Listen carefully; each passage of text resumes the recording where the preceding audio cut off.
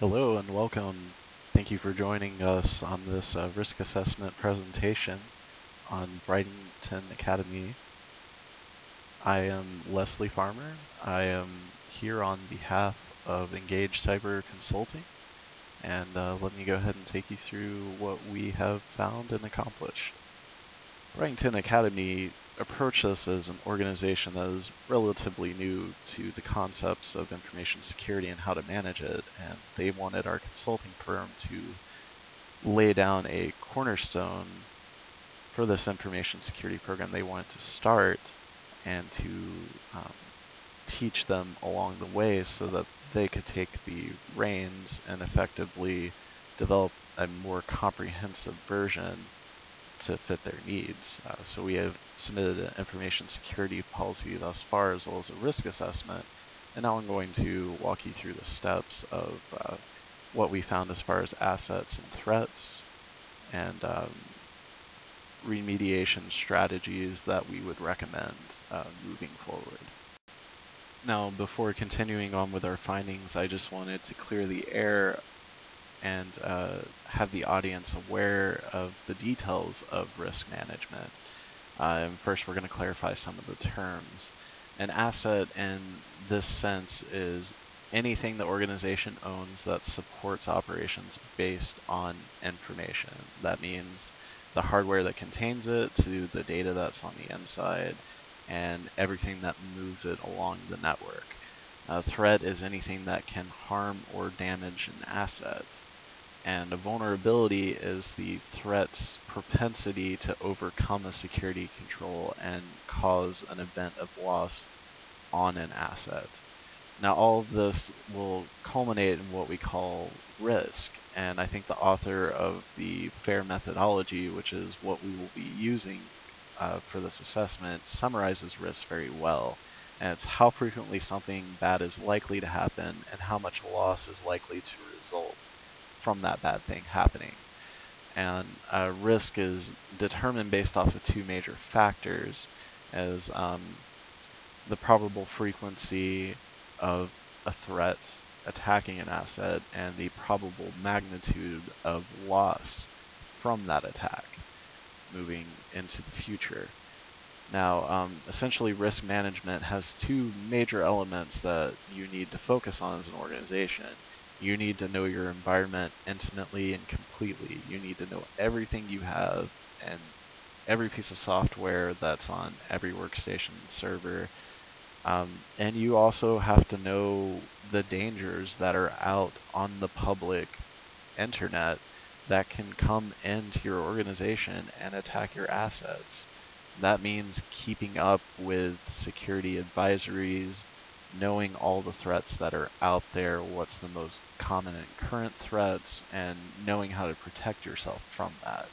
Now, this process begins with an inventory and organization of all the assets that the organization has, as well as all the threats to those assets. And from there, you want to rank them based on a weighted scale of what will affect the organization the most. And then from there, you begin to derive calculations, either quantitative or qualitative, and you start to determine, based off of all these elements, what's the most important to the organization and what's the most threatening to the organization. And then from there, after you contrive your data, you want to start making decisions and setting about strategy on how to reduce this risk score that you have come up with. Now, the two things that you need the most when determining risk are the loss event frequency, which is how often an instance of loss can occur upon an asset, and the probable loss magnitude, which is how probable the magnitude will be from an event of loss from an attack or from a threat attacking an asset. Now, for this assessment, we use the factor analysis of information risk methodology, or FAIR methodology. And as we go along, I will explain each of the steps. There's 4 main stages and 10 steps altogether. And at the end, we added one additional step with recommendations on how to continue moving forward to improve your information security efforts. As mentioned earlier, the first stage to a risk assessment, particularly for FAIR, is identifying the threats and the assets that involve the organization. And we begin this by classifying assets after creating an inventory of assets and kind of showing what the sensitivity level is of this asset. We chose public record to identify the lowest level. It's information that is okay to be released to the public. It wouldn't really tarnish anything about Writington Academy. This is something that you could give to the media and you would be fine. Official use only is information that is intended to stay within the organization and can be released to anybody within the organization, but it's information that they want to stay within. They want to stay within Writington Academy. If it is released to the public, it would do very little to harm Writington Academy or cause any sort of loss. The next step up is sensitive. It's information that should only be viewed by smaller groups or a specific group within the organization. It's definitely not intended to be released to the public. If it were to be released to the public, it could tarnish the reputation of Writington Academy. It could lead to a loss in revenue or just a loss of any other type of asset. And then classified as the highest. It's information that really should be entrusted to one to a few people, and it should be highly trustworthy personnel that it's trusted to. If it were to get to other people within the organization, it could severely impact Writington Academy, and if it were to be released to the public, it's guaranteed to create loss to Writington Academy, whether it's through integrity, reputation, revenue, competitiveness. It's the most vital asset that you want to take care of. Moving along, we have inventoried the assets after determining the classification levels of assets, and this will give you more of an idea of what each classification level, what type of asset will fall into these classification levels. We will mainly be continuing with the student records database. We put that as classified mainly because it has personally identifying information about all the students, both past and present. It has social security numbers and other things that should not leave the organization. Other classified materials are faculty and staff records database, mostly because of the fact that it has background check information as well as social security numbers, password and access records, which really give you the keys to get into anything you want in the network, which should never leave the organization as well. Client payment information that will have banking and routing information, and payroll information, which will also have a lot of the same types of information. Kind of putting it a step down, we look at things like budget and finance records, which we would like to keep within the organization, but if it were to get out, the worst that impact it could have would be if a competitor saw how Writington Academy ran its organization. And then you have the network topology, which wouldn't necessarily damage Writington Academy too much if it got out, but in the wrong hands, it kind of gives you a map of the whole network, and where you would give an attacker an idea of where to really wreak havoc and really cause a lot of loss for the organization. And then taking another step down, something like course files. That's something that wouldn't be devastating if it left the walls of Writington Academy. Moving along within the first step, we show you how we rank these assets based off of what we think is the most important to the organization. Of course, revenue has the highest percentage because if you can't make money, it's really hard to run an organization such as a school. And then client impact would be the next biggest one, because that is essentially where the revenue is coming from. And as we all know, the trustees have a lot of say in Brightington Academy, and their opinion really does matter when it comes to the end of the day, because they are behind the scenes and they are making a lot of decisions for the future of the organization. And then the integrity that's perceived by the general public, because if you have created a bad reputation, people might be less likely to send their child for an education to Brightington Academy. Henceforth, we're going to be focusing mostly on the student records database. We feel that it would have one of the largest impacts to the organization.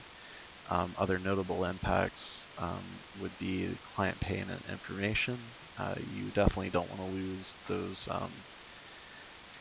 any credit card information or bank and routing information. Network topology and configuration data is something else that would be of great concern if that were to be released.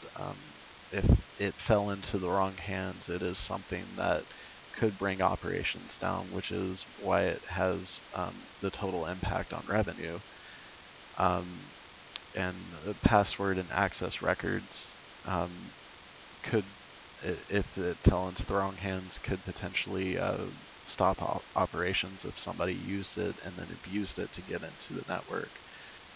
It also would not reflect well from a trustee stance or from integrity impact overall. That's something that could essentially end up on the news. Now, the next step of the fair risk assessment, we put out a general listing of all the different types of threats that are out there. And just to go over some of these, compromises to intellectual property would be having a threat attack something that was developed within the organization by a professor or the headmaster or any administrative staff. It's completely unique to Brightington Academy. Deviation in utility services would be loss of power or heat or internet connectivity. Espionage or trespass would be kind of the attacks on information assets by a user that does not have access to this information, either internally, which would be espionage, or externally would be trespass, more of a breaking and entering scenario. Acts of God would be something like a thunderstorm or tornadoes or hurricanes or tsunamis. Software attacks would be something like malware or Trojans, anything that can manipulate the software that could lead to loss of assets. The technical difficulties within the software, which means that the software had vulnerabilities within it, and somebody figured out a way to take advantage of that vulnerability and gain something on the system that they do not have access to. Obsolete technology would be anything that is outdated and is no longer supported by the vendors, so therefore they would have vulnerabilities existing inherently within them, or they would just run inefficiently and bring down the efficiency of operations. And I feel that theft is very straightforward, but of course in this context we're talking about theft of information assets. Just like in the previous step, we have now ranked these threats and chosen specific threats from the categories we just went over, based off of what we think would be the most dangerous to the organization. The top three that we chose and will continue forward with are first and foremost technical difficulties in software, and namely backdoors. The backdoors come in two forms.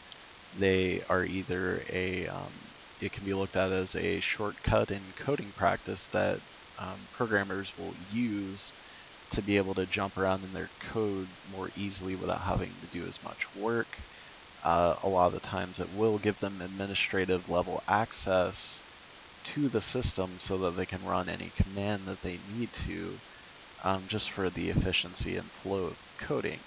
Unfortunately, a lot of times these are not cleaned up before the software goes into production, and they can be exploited to gain all the control that that programmer was using with coding that software. And in the wrong hands, this can be very dangerous. A backdoor can also be considered something that an attacker can place on the system as either a piece of code or an executable, something like a Trojan, where they're able to have a window into that information asset, see what's going on with it, see what's going in and out of that system, and also be able to gain access to that system and override essentially all access or authentication controls, which is also equally not good. The next one on the table is espionage or trespass from a experienced hacker. Now, this is very dangerous because experienced hackers have been around. They've seen all the different types of exploitations. They have a high level of experience in exploiting vulnerabilities, and they know what to look for to get what they want. And they are normally very specific in what they want to get. And because of this experience, they are also very good at hiding their tracks, and it is very, very difficult to pick up on when an experienced hacker is targeting a system. And then the last one that we chose was obsolete technology as far as software goes, and that would be software being out of date. Now, this is can be very critical because a lot of software that's out of date is missing security updates that will take vulnerabilities away from the software. Now, when the security or, more concerning the hacking community catches wind that a piece of particular version of software is vulnerable, they write exploitations for the software that can leverage all sorts of control on the system all the way up to gaining administrative level access. And if an attacker has figured this out and figured out that you have that version of software and can exploit that, they can get into your network and possibly move around and really do a lot of damage and a lot of loss. Now, with our assets and our threats fully categorized and ranked, and moving on with the asset of the student records database and the 3 top threats that we found, we start to derive the figures that go into ranking the criticality of risk. And we start with step 3 with the threat event frequency, or how often a threat might try to attack an asset at the organization. And beginning with backdoors, we give it a variable score of moderate to low because a lot of it does depend on the users and how well they're educated. A lot of backdoors, namely Trojans, can come from clicking on a link while being on the internet and it downloads silently in the background and you don't even know about it. Or it can come from opening an email that has it loaded as an attachment and opening that attachment. And, a lot of them can continue to exist on the system when a user disables antivirus to try to do something else on the system. Because a lot of times antivirus will stop certain software programs from running, or just from not knowing that you need to perform a scan regularly to make sure that something like a backdoor is caught. We feel that it's a little bit lower if it is planted by an attacker, which gives it a kind of a lower ranking. It really just is dependent upon the situation. Now, for an experienced hacker, we feel that this is also a very low occurring frequency because an experienced hacker really has seen a lot as far as exploiting security controls, and we feel that if an experienced hacker is going to take interest in Bridington Academy, it's going to be because they have some sort of personal conflict with the organization itself. Otherwise, we feel like it would just be from a profitable gain, which means that really just the entire landscape is open to them at this point. So it's really just more based off chance. And now software out of date, this is something that can occur daily, depending on the software that is within the environment. It could be daily, it could be weekly. Microsoft, for example, sends out Windows updates every Tuesday. And so we know at the very least that this is something that can be exploitable at least on a weekly basis if these Windows updates are not being applied. And most of the time they are security updates. Now, moving along to step 4, we look at the threat capability for the threats that we're moving along with. The capability of a threat is mostly measured in the skill or the force that's applied to attack an asset. We feel that with backdoors, seeing as they already exist on a system, that the threat capability is very high if it's already there. For an experienced hacker, we feel that it's the highest ranking because they do have an entire arsenal of different exploitations and attacks that they can throw at a system, and they also have the ability to develop reconnaissance on a system to determine where the weaknesses are, where they might be able to get in.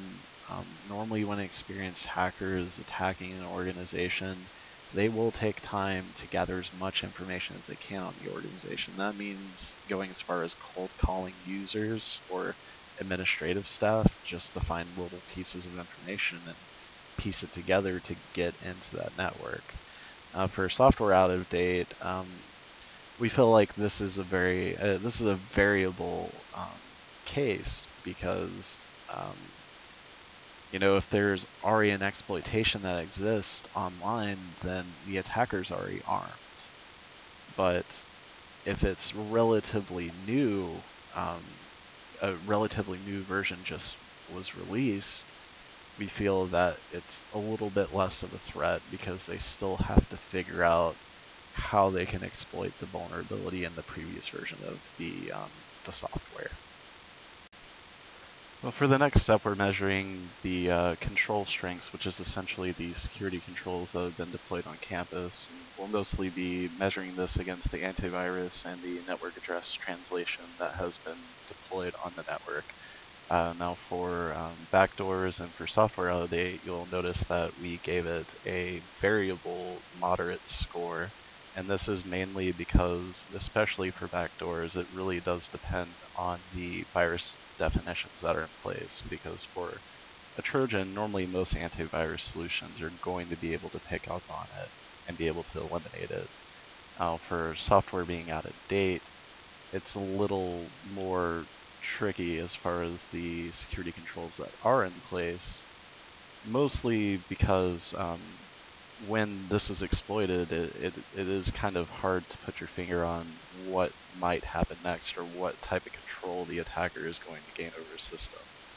Now, moving along to an experienced hacker, normally once they've found their way into the system, they're going to know how to bypass antivirus, and they're going to be able to figure out that the network is on a private network address translated scheme, and they're going to be able to move around very fluidly.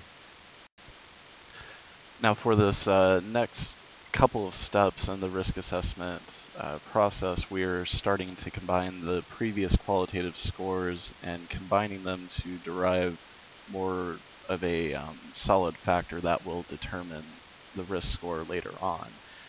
For step 6, we're looking into the vulnerability ranking, and this is when we pair the threat against the asset.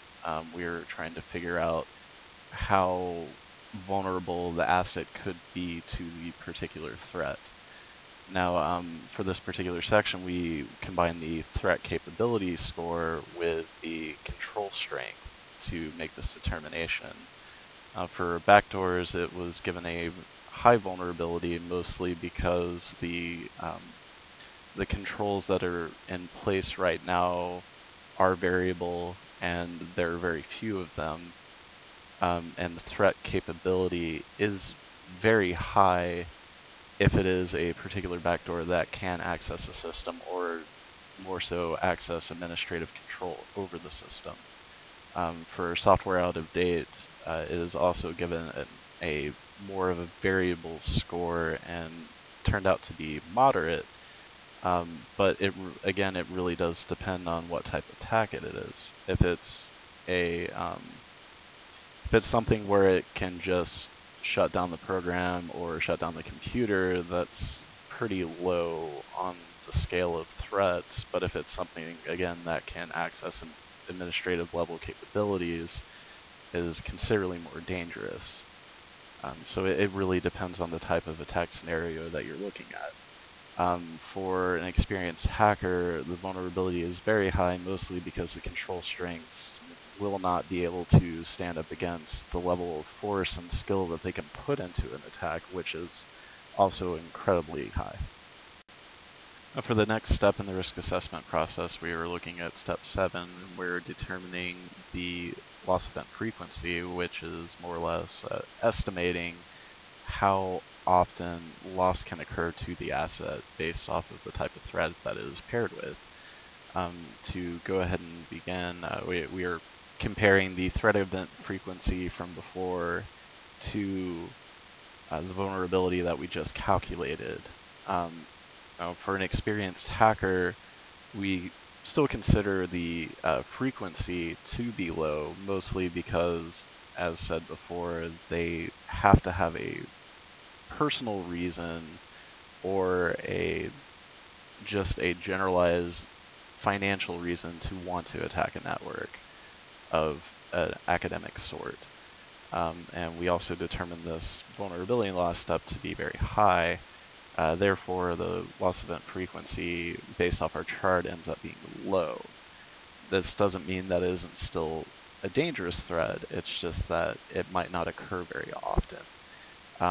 For backdoors and software being out of date, these are still very variable in nature, mostly because it depends on the type of attack that can occur.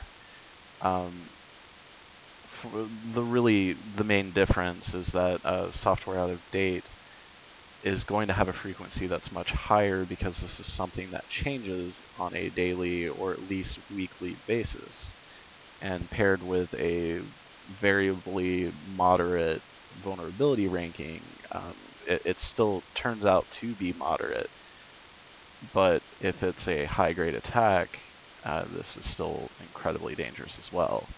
Now, for backdoors, it's also given a variable score on the loss event frequency, mostly because it's kind of hard to predict how frequent it's going to take hold. It's mostly, again, dependent on the user and them not understanding the importance of security and the importance of not opening emails that are suspicious, or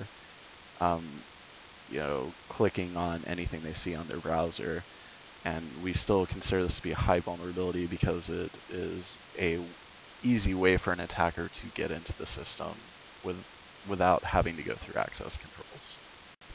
Now, for the remainder of the risk assessment, we are taking the steps from 3 to 7, and we determine based off their rankings and the frequency of potential attacks that out-of-date software is the most dangerous based off of the asset pairing. Now, we're going to look in step 8 at estimating a worst-case scenario where this threat successfully attacks the asset. As you can see at the top, we provided a table with quantitative data to give you a real-world figure as to how bad the loss could be. Now, with the scenario, we chose that that the attacker in this particular situation would misuse the data on the server. They would disclose all this information to outside entities, and that they would then lock up the server, deny access to internal users, and make it to the point where we would essentially have to wipe the server or re-image the server so that we can use it again, and possibly have to rebuild the database if it has not been backed up.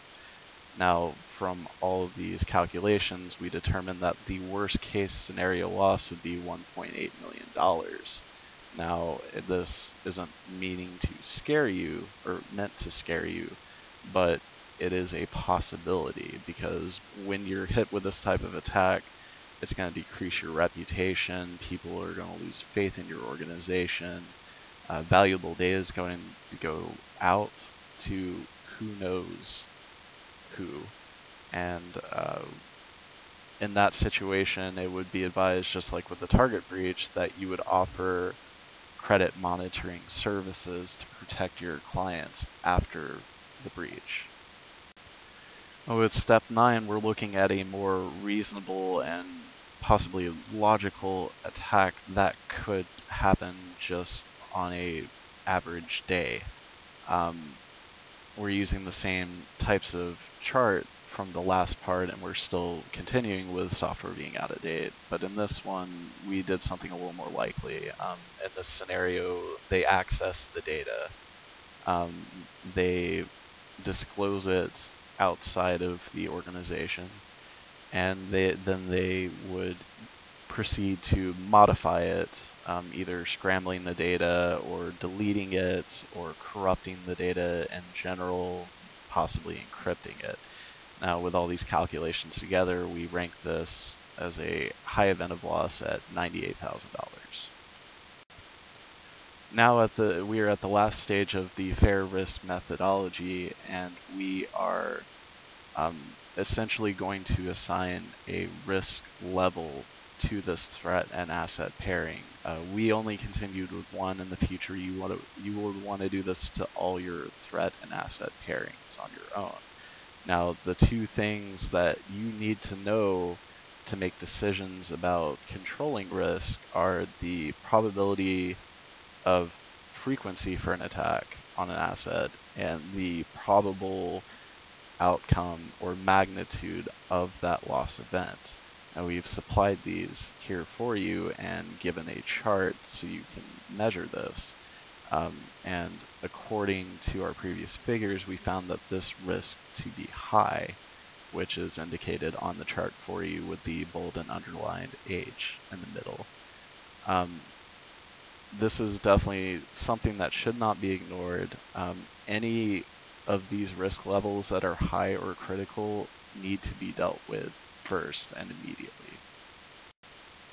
Now, for this risk assessment in particular, to help Brightington Academy out in the future, we have supplied risk control recommendations moving forward with the data that we have provided. There are 5 different strategies that are recommended for dealing with these asset and threat pairings.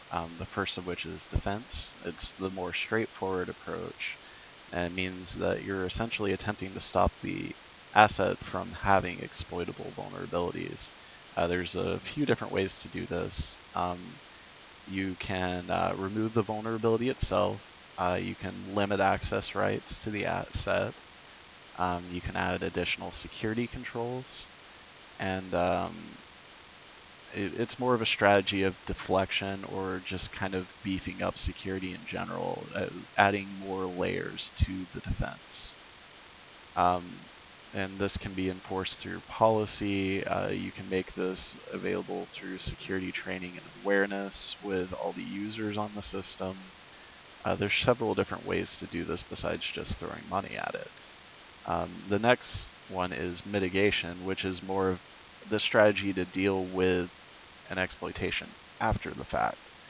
Now, this involves 3 main plans that are drawn up ahead of time to help the organization deal with recovering from an attack. And the first documentation is incident response. It's everything that you do after you find out that there has been an incident on the network, and all the different roles that fill different actions going with this, and the different reporting mechanisms, how you make the rest of the people in the organization aware of this happening, and kind of what to do next. The next stage is disaster recovery, which is reserved more for an attack that affects the operations of the business to the point where it can either not function anymore or it's not functioning efficiently anymore. And it has a lot of stages that are similar to incident response, but it's with a higher level of impact. And then the last plan is business continuity. This is if a disaster gets so far out of hand that you have to continue business operations at an alternate location, or you have to figure out a way to keep operations going with limited resources. The next strategy is transferal, which is mostly taking that vulnerability and leaving it in someone else's hands. It's transferring the risk. You can do this through third-party organizations by hiring security consultants to come and manage these assets themselves, or do security audits to see where all your weaknesses are. After, of course, you have placed defensive controls. Or it could be something like taking out a cyber insurance policy just in case the worst does happen and you're covered. But, you have to understand it still makes the organization look bad if the attack happens, even if it is in somebody's hands, because it is still Brightington Academy's property. Now, the last two are the absolute last strategy that you want to go with. Acceptance means that you are okay with the risk rating and you want to leave it as it is. This might be okay if the criticality score is low, or maybe around moderate. It depends on your organization. And termination is straightforward as well, and it's eliminating the asset from the network. Moving along, we applied these recommended strategies to the asset and threat pairings that we feel were very high in risk criticality. For outdated software, picking up where we left off, we think that the defensive strategy is the best strategy. This is something that can be handled by systems administrators or security administrators. They should be able to do this out of the box. It's mostly managing your software updates. A lot of the times you can deploy these centrally, especially with Windows software, and just keeping up on your research, knowing what vulnerabilities there are to outdated software, and just really knowing what to look for. We also suggest employing a managed monitoring system so you are aware at any given time what version of software you have on each device on your network. Again, centrally deployed software updating tools help a lot, and making sure that you have a regular downtime schedule for applying these updates so that you don't get behind. For an experienced hacker, the risk control recommendations are very wide. Since it's such a variable type of attack and so many different things can happen, it's best to be prepared in this situation. So we chose the defensive, the transferal, and the mitigation strategy combined. Particularly, the number one thing you can do to make this better and to bring down the criticality level of the risk is to train and make your users aware of the security environment. Show them what to look for when an incident occurs or if an attack is occurring, so that they can tell somebody who knows how to deal with this. We would also suggest employing an intrusion detection and prevention system on the server where the database is housed. It'll check logs, it'll check network activity, it'll look for regularities and functions, and base it off a baseline of what they have seen before. and make a determination if something fishy is happening with these assets. You always want to have strong access controls. This means passwords. This means permissions to get into different systems or different files or folders that are on different systems. You want to lock it down to the point where users can get what they need for operations, but they shouldn't be able to get anything else. And from that point, you need to make a request system if they need to access something that they do legitimately need, and then go from there. We also suggest having an outside audit of the security controls that have been put into place after you've established your information security program. This will help you to see anything that you might have overlooked. Also, along with the intrusion detection and prevention system, it would be good to have a separate server that collects logs from all the systems and feeds it into the intrusion detection and prevention system. This is in the event that a hacker gets in. They're normally going to erase all the log files or any traces that show that they have been there. But if your workstations or your servers are sending these log files out to the server, it's hard for them to catch that before it gets there, or hard for them to be aware that this is happening while they're in the system. Now, for backdoors, we suggested the defense and mitigation strategy. You certainly want to have a centrally managed antivirus program that you keep the definitions updated on regularly. You want to make sure that they are constantly active on all network devices. And you want to, I can't stress this enough, you need to train your users and make them aware of any type of security occurrences in the news or anything that could occur on the network based off the software that you use. Now, to finalize this risk assessment process, we have made additional recommendations to Brighton Academy's network to help defend the overall asset landscape that you have on your network. First, we recommend a demilitarized zone, which means that you have two different firewalls set up. One that is facing the public internet, facing the router that the internet service provider has provided to you that goes out of your network, and then one that sits on the inside, forming a perimeter for your internal network. Now, these firewalls are essentially, one will be mostly checking what's coming into your network, and one will be checking what's going out to your network. And you can also option this to increase your security landscape by adding an intrusion detection and prevention system to these firewalls to monitor what's going on with them, to help you be aware or to help you prevent additional attacks getting into the system, or to stop something that has, like a piece of malware that has gotten onto a workstation or a server that's sending information out to the attacker. You also really want to stay away from end-of-life technology, as we went over before.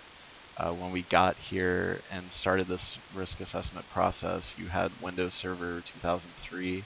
This has been out of support for over a year. That means that Microsoft is no longer sending updates. They're certainly not sending security updates. So the server is going to get more and more vulnerable by the day, because hackers are finding more and more new ways to attack this system, and Microsoft isn't going to keep up with that anymore. Same goes for all other software you have. If it's at end of life, you're not getting updates for it anymore, it becomes less secure by the day. And I can't stress this enough, you have to train your users to be aware of their computer use. You need to teach them not to open just any email. You need to teach them how to look for suspicious activity, events of attack, and tell them all the vectors for notifying people that can remediate these situations. I hope that you enjoyed this presentation, and I hope that it gave you all the information that you need moving forward.